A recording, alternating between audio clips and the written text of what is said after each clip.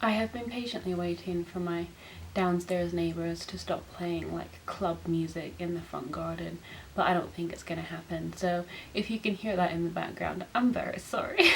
Doesn't really go with the calming, relaxing vibes I'm trying to cultivate on this channel, but whatever. So today I want to talk about the books that I read in December, and honestly, looking at the first one that I read in December, it literally feels like a century ago. I don't know what happened to the space-time continuum, but December must have been the longest month ever. And I also vlogged December as like a month-long reading vlog that was meant to get put up. It was meant to be like a trying to reach my Goodreads goal like in the month of December, and it was meant to be like a kind of sprinty, like let's get to the finish line, like kind of reading vlog.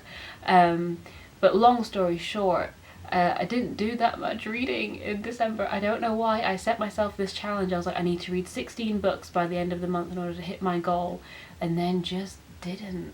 In total, I actually finished 8 books in the month of December, so literally half of what I was supposed to read in order to hit my goal. So, like a true fraud, I lowered my goal so that I could hit it with the number of that I had read. I might insert a few clips from the vlog that never was, because yeah, it was just a bit embarrassing. I set myself this goal, didn't really do any reading, so I couldn't really vlog and talk about the books that I'd been reading during the month because I wasn't reading.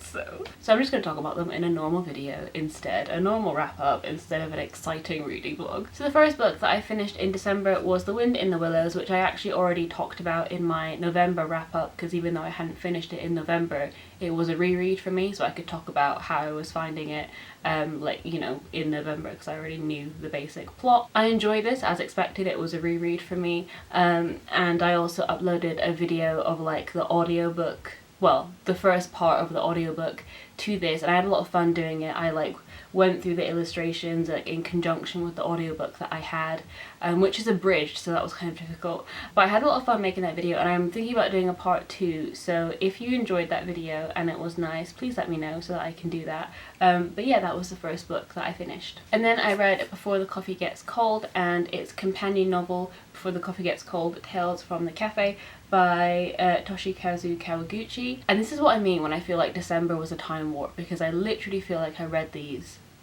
a year ago, which is obviously not true, but thank God I kept notes. So the basic premise of these novels is that there is a small cafe in Tokyo where the customers get the opportunity to go back in time. But it's not in like the classic way that you think. There's a lot of strange rules and regulations when it comes to time travel in the cafe, so a lot of customers actually, upon hearing the rules, decide not to go through with it. So the main rule being that when going back in time, you have to return before your coffee gets cold. So you're only allotted a very short amount of time in the past.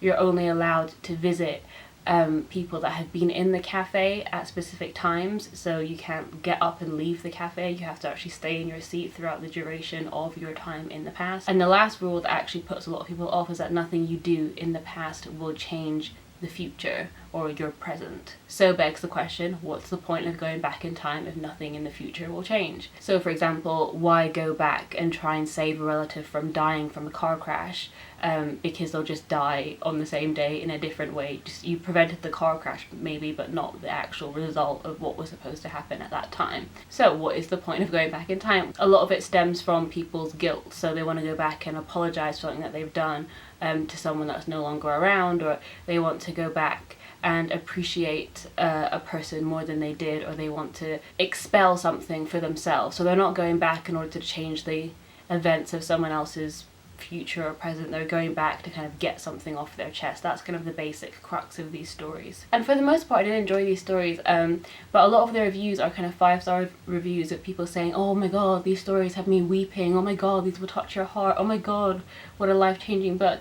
And I just didn't feel that. I mean, there were kind of lovely, charming stories like to pass the time. I enjoyed reading them. They're quite escapist in the sense that, you know, you just get to travel to this like magic cafe in Japan. I enjoyed that, but I didn't feel very emotionally connected to it, which is weird because all of these stories are designed to tug on the heartstrings. Maybe that's why, because maybe I felt like they were kind of too designed to tug on the heartstrings. Like every single person that was going to the past was like talking to like a dead wife, or talking to like, you know, a best friend they'd lost contact with. Like, obviously these stories are designed to pull on the heartstrings, but it felt like a very obvious route to go down. Like, you know, you find out people can time travel to the past, like, so what are they going to do with that power? And a lot of the stories were kind of like, okay, yeah, they're going to apologize to someone they broke up with, or they're going to reach out to an estranged family member. It just kind of felt like, okay, like, this is the path that we're going down. There weren't a lot of stories that surprised me, even though they were kind of well constructed and they did what they set out to do. I felt like it was quite a predictable way to tell the story. And these novels are translated from Japanese, and I did have a little bit of difficulty occasionally with the writing style, and I don't know if that's because of the writing style or if it's because of the translation, because I'm not used to reading a lot of translated books, so I'm not familiar with the kind of differences, I guess. So for example, there was one sentence that stuck out to me, which was like, she sat by the counter of the cafe with an iced coffee, and the cup was full of melting ice or something. I remember just thinking, oh, that's quite jarring. I don't know if that's like a translation issue. And there are a few sentences like that just felt a bit jarring and kind of like, oh, that was like a weird thing to have in there. And I found the way it was written like quite matter of fact. I'm trying to find like a bit that's easy to explain what I mean. Okay, so for example, this is one of the characters, Kai. Kay was born with a weak heart. Throughout her life, she had been in and out of hospital. Nevertheless, having been blessed all her life with a friendly and carefree disposition, she could always manage a smile, no matter how bad her condition got. Harai was all too familiar with that aspect of her. So the sentences are very much like that kind of stop and start. It was like, here is some information, here is how the characters feel about this information, and the whole novel kind of went out like that. And I think maybe it was that kind of writing style that maybe left me a bit emotionally cold, but I would still recommend these if you just want like a quick escape novel. Like, obviously both of them are very short. I flew through them both in a couple of days each, and so if you're looking for a kind of read that will just let you kind of dip into a different world for a couple of hours, I think these books do that, and I would recommend them for that purpose. And I think maybe I would have engaged with these more if I hadn't recently read The Midnight Library by Matt Haig, because I really loved that book, and it deals with a lot of similar themes about kind of regret and the different lives you could have led had things, you know, little things gone differently. But that novel, I felt a connection with the character, obviously a lot longer than both of these books, and you spend more time with that character and you get to know them a lot better. So maybe that's why these just didn't like change my life in the way that they have for other readers. My next read of the month was Love, Frankie, and I finished this in one day, which is crazy because for the vlog that I was doing that didn't obviously end up happening, I had been vlogging my kind of, you know, reading journey, and for both of the Coffee Gets Cold books, which are about 200 pages each, they'd taken me like 3 days each to read, and I was like, oh, like I'm doing quite well because I picked short books for my TBR this month, and then I read Love, Frankie, a 432 page book, in one day. Make it make sense. I knew that would happen though. I have a habit of devouring Jackie Wilson books. I love Jackie Wilson's books. Ever since I was a kid, I would just curl up and they're done in a day. It was so lovely to find that again, especially in December when all you want to do is curl up and get an escape from the world, especially with everything that's happening now. And this was just a fantastic book to do that with. It just made me feel so comfy, so at home. And it has Jackie Wilson's beautiful, like, classic readable style. As soon as you read the first sentence, you're in it and you're hooked and you want to know what's going to happen next, where the characters will end up, and it was just lovely. And this follows Frankie, who at the beginning of the novel is 13 or 14, she's quite young, and she has a male best friend who everyone assumes you know, that they'll get together one day, or that they maybe are already together, and then a girl at school who's bullying her, but then this girl at school suddenly does a 180 and they become fast friends, and people are quite suspicious of this, and then Frankie starts to realise that she might have romantic feelings for this girl and that they might be reciprocated. This is such a lovely lens on this story. Obviously the coming out story is quite a classic one, and one we've seen quite a few times in YA novels, definitely less in middle grade for me anyway. I don't read a lot of middle grade, so my experience with coming out stories is more in the YA realm, and so I either thought that this middle grade version would be like a sanitized, homophobia doesn't exist, like, yay, we can just love who we want kind of positive message. And that would be great. Like, I think it's great for kids to read happy stories about coming out. They don't all have to be steeped in tragedy and bullying and homophobia. But this was a really healthy bridge between the two. It acknowledged that, you know, Frankie didn't care. She like wasn't that worried about what her family would think. She was like a little bit nervous, like you would be, but she wasn't ever like, oh, I'm gonna be cast out, I'm gonna be disowned for, you know, feeling this way. And some of her family do that predictable thing of telling her it's a phase, but she's very steadfast in that. She's like, no, I don't think so. And she's quite comfortable with who she is, and she doesn't really fear that side of herself. It's just the kind of journey to get there is what is the bulk of the novel. So I really like that aspect that, you know, Frankie is never ashamed of being gay. It's never a secret. Once she like thinks that she's coming to that realization, she quite quickly tells her sister, and she doesn't have any qualms about telling the girl that she likes her. And then some people find out at school, or people make jokes, but that is the extent of it. It is just kind of silly school playground jokes. She's never subjected to any kind of violence. So I think it is a really nice blend. It's not like, oh, being gay is great and being gay is so easy and everyone should just do it and feel great about it.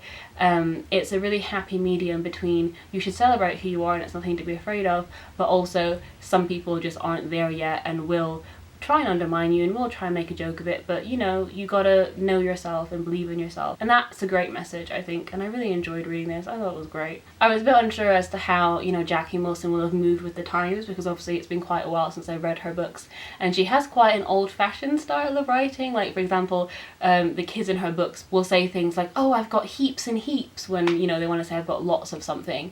And I'm not gonna lie, I've never heard anyone in my real life say I've got heaps of makeup to lend you or something. And I just think there are little things like that that are kind of like of a different time. But she also incorporates the fact that a lot of kids in Frankie's class want to grow up to be YouTubers, and I think like she's done that really well. She's not name dropping like TikTok and Snapchats and like new apps every 2 pages to remind us that like she's with the times. She blends her style and also kind of modern themes very well, and I really enjoyed this. I can't recommend it enough. Obviously in December I was trying to breeze through a lot of books so that I could hit my goal, which I didn't. I need to stop bringing it up because I'm like getting angry at myself all over again. But I picked up 2 short story collections because I thought these would be quite good for like a rushing reading, whatever, because obviously short stories you can dip in and out of, and you tend to kind of get through them quicker because, you know, it's lots of little stories, you're not like committing to a whole novel. And the first story collection that I read was Things We Say in the Dark by Kirsty Logan, and I loved this. I knew I would. The back says it's for fans of Angela Carter and Shirley Jackson, so I was like, ooh, it's gonna have vibes, and it did.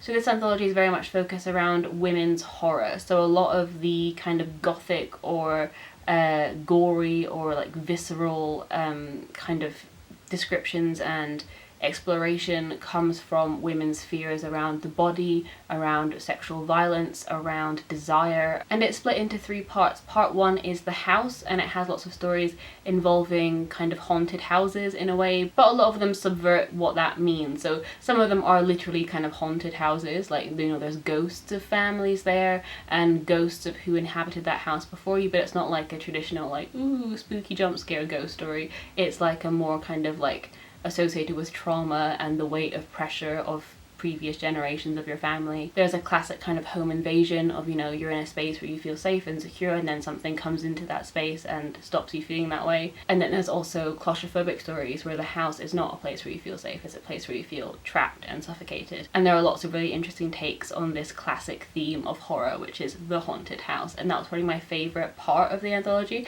which is a bit of a shame because obviously it starts off very strong, and then the other 2 I didn't like as much, but I still enjoyed reading those. Part 2 is the child, and a lot of these stories are about the fear of becoming a parent, of passing on certain traits that you don't like about yourself to your child. Like, how do you become a good parent? How do you know when you're ready? And then also the kind of body horror of giving birth, the kind of horror of like growing a human and then having that come out of your body, and how that can change your relationship to yourself and your partner and your body and the world and how you think about yourself. And that was really interesting. And as someone that doesn't want kids, it kind of cemented the fact that, yeah, this ain't for me. And then the last part of the anthology is called The Past, and this is the most abstract one. Obviously the past can mean anything, and a lot of these stories I was kind of like, what is linking these together? But I did really enjoy it, and I did really like the experimentation with different writing styles. So some of the stories are very lyrical, very atmospheric. Some of the stories are very modern. Some of the stories are very direct and quite cold, and the others are kind of more raw. I really liked the kind of shades in this book. It really experimented with different ways to kind of get under your skin. What I really loved as well is that at the beginning of the book there is what I thought was like an author's note. So there's this page at the beginning and it describes like writing this book in Finland in isolation while it was snowing, and that, you know, she found these strange parts of herself while she was on her own in this isolated landscape. And I was like, ooh, cool, like what a nice setup. But then these notes continue throughout the novel, and I thought, okay, like this is cool. She's kind of like having an ongoing commentary on her stories. And then I was like, okay, this is getting too personal to be like real. So there's one that, like, you know, takes the guise of an author's note, and it's about how like she can't talk to her wife anymore. And I was like, I hope this isn't autobiographical, because like your wife might read that. And they get more kind of sparse and like lyrical as they go on. So this is one of them, and it says, earlier on I told you I wrote these stories on a writing retreat in Iceland. I made it seem like I was in the past and now I'm home, but in the name of being honest with you, well, I'm still here, I'm still writing. I know I said I was here for a month, but books generally take longer than that. This one is taking much longer anyway. I'm going to go home soon, but not yet. I realised that I did say she was in Finland. She's not, she's in Iceland. Very different. But I loved that inclusion of like a little window into the life of the person who is writing these stories. Because obviously a lot of the stories are, you know, gruesome, they're ethereal, they're visceral, they aim to get under your skin, they deep dive into a lot of things that people don't like talking about. And so it is interesting to think, okay, what kind of mental state is the person in who are writing these stories? And I think maybe that's what Kirsty Logan was trying to insert into the book, is not only the stories, but also, you know, what kind of person do you have to be to kind of write these stories and explore these things. And that was really interesting. I liked that a lot. It definitely added another layer that I haven't seen in other anthologies, and I'd be really interested in checking out her other work. The next short story collection was The Beginning of the World in the Middle of the Night by BookTube's very own Jen Campbell. I love Jen's channel. I've talked about it for years. I think she's great. She always has really insightful videos, she's always reading everything, and the breadth of her knowledge is really incredible. And she has a lot of videos that are on fairy tales. She has an encyclopedic knowledge of fairy tales and has several videos discussing the histories of fairy tales, and that is very clearly what inspired this book. This book often directly references certain fairy tales and certain tropes that it's like invoking in the stories, and I really liked that. I sort of went into it knowing that fairy tales and, like, you know, vibing on fairy tales and retelling certain fairy tales was going to be at the center of this anthology, and sometimes it was kind of hard to pick out which stories are referencing which ones. I was like, oh, is this a reference or is this just something random? So for example, there's a story called In the Dark, which just follows this woman standing in her kitchen, and then this man arrives in her kitchen and she's like, who are you? And he doesn't say anything to her, and then he leaves, and she is quite unsettled obviously by this encounter, but also quite intrigued by it. And it's a very short, very kind of strange story, and I was like, is this a fairy tale thing, or is this just like a kind of atmospheric like appetizer? Does that make sense? Like, you know, a little kind of tidbit of something before you embark onto something else. I don't know, that's a weird way of describing it. A lot of story anthologies tend to wash over me. It's like having a shower. Like, you know, it's enjoyable in the moment, but, you know, you don't remember every single drop of water, do you? Like, that's kind of what I feel with anthologies. Like, I enjoy it in the moment and it kind of washes over me, but very rarely can I pick out stories that I'm like, oh yeah, that one was really good, I remember what that one's about. Usually I'm like, yeah, I had a good time. But with this one, my favourites were Plum Pie, Zombie Green, Yellow Bee, Purple Monster. That one invokes Jack and the Beanstalk, and it's basically set in a world where, like, if Jack hadn't planted the beans and instead had eaten them, what would he have turned into? And then, like, other kids have strange kind of plant-based powers, and it's very interesting. I really liked it. I liked that it felt bigger than the story. You know, it was like a small short story, but you felt that the world it was in was bigger and that it could be bigger, and I liked that a lot. I also really loved Aunt Libby's Coffin Hotel, which is about Aunt Libby, who has a coffin hotel where people can go and rent out coffins so that they feel better about the idea of death. So they spend the night in a coffin and kind of reconcile with their own death, and I really enjoyed that story. I just wish it had been a bit longer. I think it could have been like a whole novel. I just really loved that concept. I also really loved the story Bright White Hearts, which kind of has like mermaid vibes. It's about this girl that works at an aquarium, and I think they have mermaids on display at the aquarium, but she has fingers that are joined together on her hands, so people often look at her strangely, and I think it's kind of about, you know, how we idealize mermaids, right? They're these beautiful mythical creatures and people come to the aquarium wanting to see them, but then when this woman who works there hands her the headset and her fingers are joined together and she has a deformity on her hands, they don't want to take it from her, as if she's like contaminated it somehow, but then they'll go and marvel at these mermaids. And I really liked that, because Jen has a lot of videos on her channel talking about deformity and disability, especially in fairy tales, and disfigurement, and how it's portrayed in stories, and how we are conditioned to think about people with disabilities and disfigurements.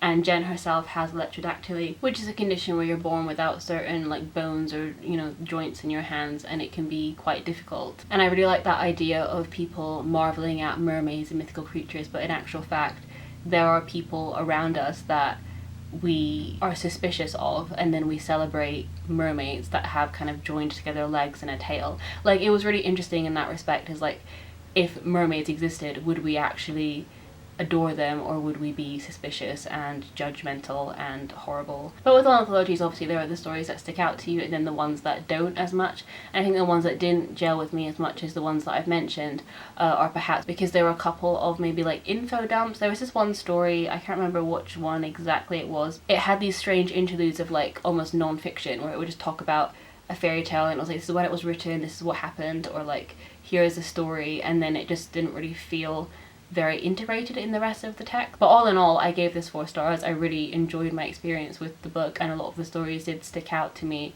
and I will be returning to this probably at some point. In a vain attempt to get to my Goodreads goal, which I obviously didn't, I read Minotaur by Lisa Treyman, who has done work on Giant Days, which we all know is one of my favourite graphic novel series in the world.